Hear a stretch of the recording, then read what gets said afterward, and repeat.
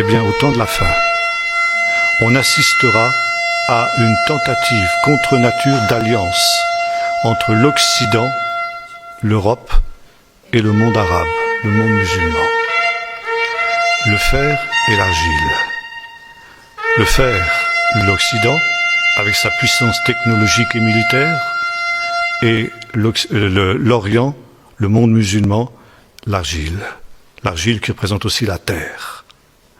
Et vous retrouvez cette même image dans le livre de l'Apocalypse, où vous avez l'Antichrist, la bête qui monte de la mer, qui soudain réalise que pour accomplir ses desseins, elle a besoin d'un allié. Et monte alors de la terre une deuxième bête, qui est appelée faux prophète. Faux prophète. Qu'est-ce que vous avez à la tête de l'islam? La déclaration de base, il n'y a qu'un seul Dieu qu'Allah, et Mohammed est son prophète. Nous nous disons un faux prophète. Le faux prophète, qui lui aussi prononce des blasphèmes. Et voyez-vous, nous avons parlé tout à l'heure de l'abomination et de la désolation, établie où elle ne doit pas être, établie au lieu saint. Et depuis le 8e siècle maintenant, il y a sur cet emplacement du temple un objet religieux, ce qu'on appelle la mosquée d'Omar. Cette mosquée d'Omar, qui pour certains n'est pas un objet idolâtre, pour moi c'est un objet idolâtre, parce qu'elle est dédiée à un faux Dieu, Allah. Allah n'est pas le Dieu de la Bible. Allah, c'est une idole, c'était l'idole de la lune qui était adorée à la Mecque et dont Mohammed a fait le Dieu unique, Allah. Et vous avez une inscription sur ce dôme du rocher en arabe, que si on ne dit pas l'arabe, on ne déchiffre pas bien sûr, mais qui dit ceci: Allah est un, il n'a pas de fils, il n'a jamais enfanté. Ça veut dire que c'est une inscription blasphématoire qui s'oppose au Dieu des chrétiens. L'abomination qui rend désert.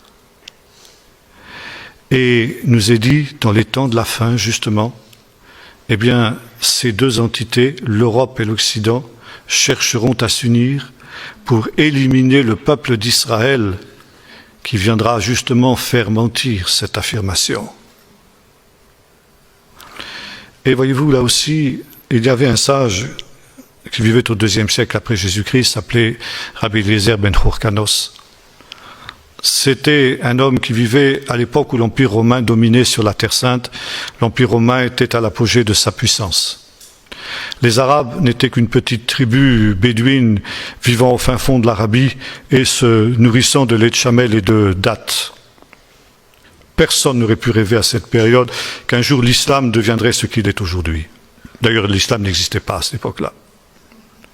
Et Rabbi Hurkanos a pu dire en se basant sur ces textes ceci: un jour viendra où les Arabes domineront la Terre Sainte. Ils la domineront pendant 13 siècles, parce qu'ils sont fils d'Ishmaël. Et Ishmaël a été circoncis à l'âge de 13 ans. Et les fils d'Ishmaël domineront sur la Terre Sainte pendant 13 siècles. Ça veut dire pendant un siècle pour chacune des années de l'âge qu'avait Ishmaël quand il a été circoncis. Et à partir du moment où ils domineront sur la Terre Sainte, ils dresseront sur l'emplacement du temple un édifice religieux. Il n'a pas dit une mosquée, ça n'existait pas, il ne pouvait pas dire. Mais il a dit un édifice religieux. Et cet édifice religieux, à partir du moment où il sera dressé, il faudra compter 13 siècles. Et ce jour-là, eh bien, la domination des fils d'Ishmaël sur la Terre Sainte prendra fin. La fameuse mosquée a été construite en 548 après Jésus-Christ. Ajoutez 13 siècles. Ça vous donne 1948. Oui, 638, j'ai dit autre chose 500, oui, 638. 1948, l'année de la fondation de l'État d'Israël.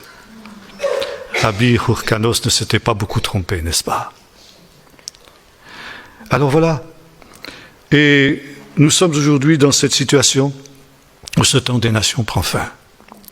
où cette alliance contre nature, entre les deux rêves de la Méditerranée, les deux rives de la Méditerranée, ce qu'on appelle le pacte de la Méditerranée, dont notre cher président Sarkozy est un des plus ardents protagonistes, n'est-ce pas?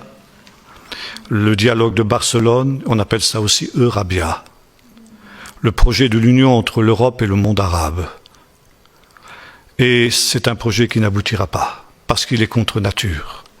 Et cela a été annoncé par le prophète Daniel. Et c'est Jérusalem qui sera une pierre d'achoppement pour cette alliance contre nature.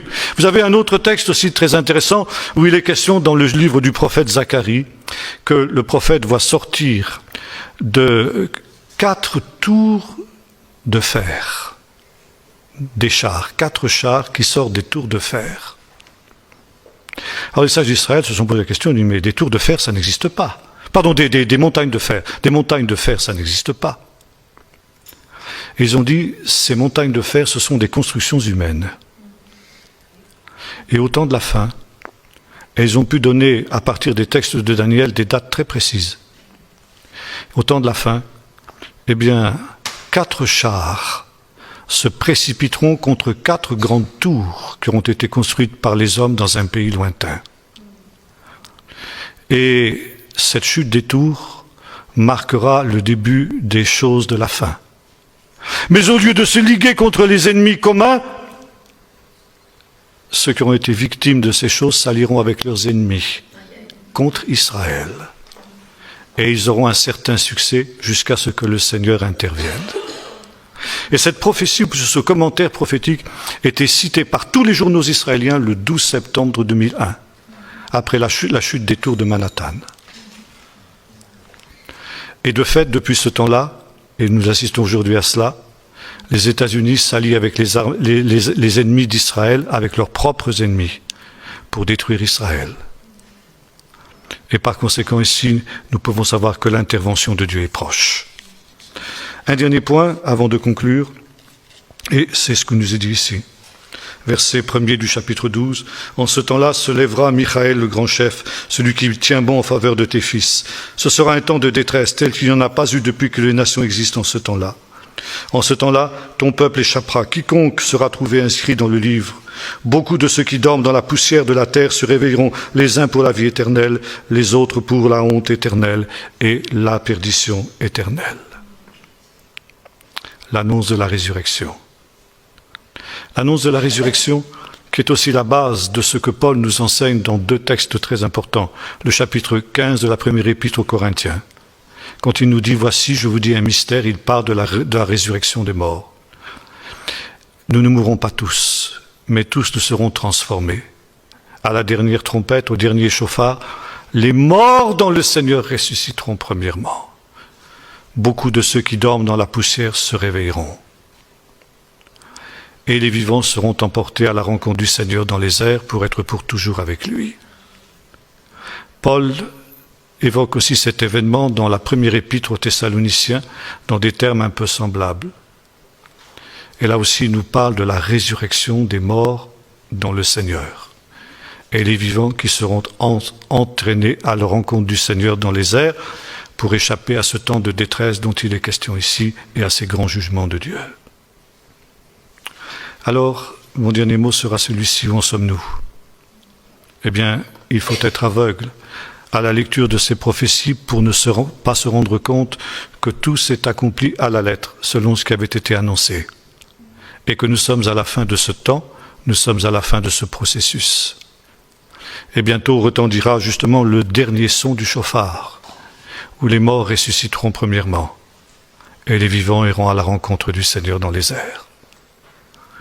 Il nous est dit, heureux ceux qui seront alors trouvés écrits dans le livre. La question qui se pose à nous est celle-ci, sommes-nous inscrits dans le livre? Avons-nous la certitude que nous le sommes? Et par conséquent que nous aurons part à cet événement. Alors, aujourd'hui, nous arrivons à la fin de ce mystère. Ce mystère, l'abomination, la désolation qui a été révélée par le prophète. Et aujourd'hui, nous sommes capables de comprendre. Peut-être pas encore tout, nous l'avons vu tout à l'heure, mais suffisamment pour que nous puissions réaliser que nous arrivons justement dans ce temps de la fin dont a parlé le prophète et que bientôt, eh bien, le dernier mot de l'histoire, celui que Daniel attendait de son temps et lui a révélé que c'était pas pour lui, mais ce qui viendrait par la suite pour nous aujourd'hui. Et comme disait